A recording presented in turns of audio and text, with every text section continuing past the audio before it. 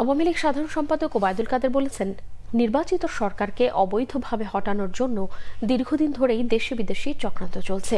এই চক্রান্ত মোকাবেলায় দেশব্যাপী মুক্তিযুদ্ধের সপক্ষের শক্তিকে প্রতিরোধ গড়ে তোলারও আহ্বান জানান তিনি।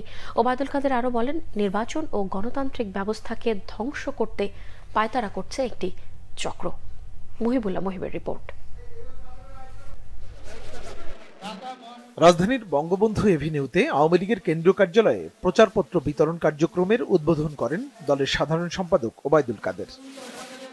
এ সময় ওবায়দুল কাদের বলেন, উপজেলা নির্বাচনকে সামনে রেখে দেশের জনগণকে ভোটাধিকার প্রয়োগের আহ্বান জানিয়েছেন প্রধানমন্ত্রী শেখ হাসিনা।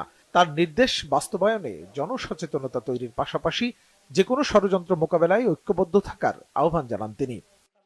ষড়যন্ত্র আছে এবং নির্বাচিত সরকারকে অবৈধভাবে হটানোর চক্রান্ত দীর্ঘদিন ধরে আমরা লক্ষ্য করেছি।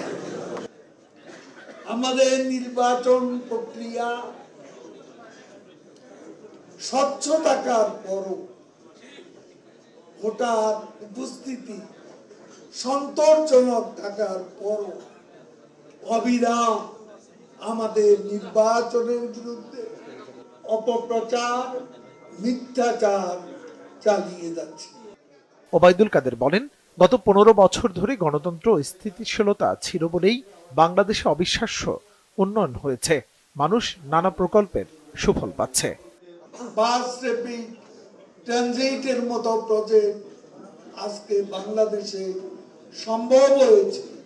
বাংলাদেশের জনগণের কাছে এই সব প্রকল্প আজকে স্বপ্নের মতো।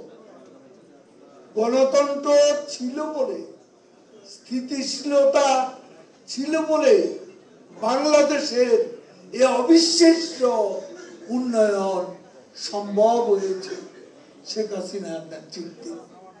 বাংলাদেশের স্বচ্ছ ভোটিং ব্যবস্থার বিরুদ্ধে দেশি বিদেশি একটা চক্র অপপ্রচার চালিয়ে যাচ্ছে বলে অভিযোগ করেন তিনি। উন্নয়নের পক্ষে মুহিবুল্লাহ মুহিব, বাংলা ভিশন, ঢাকা।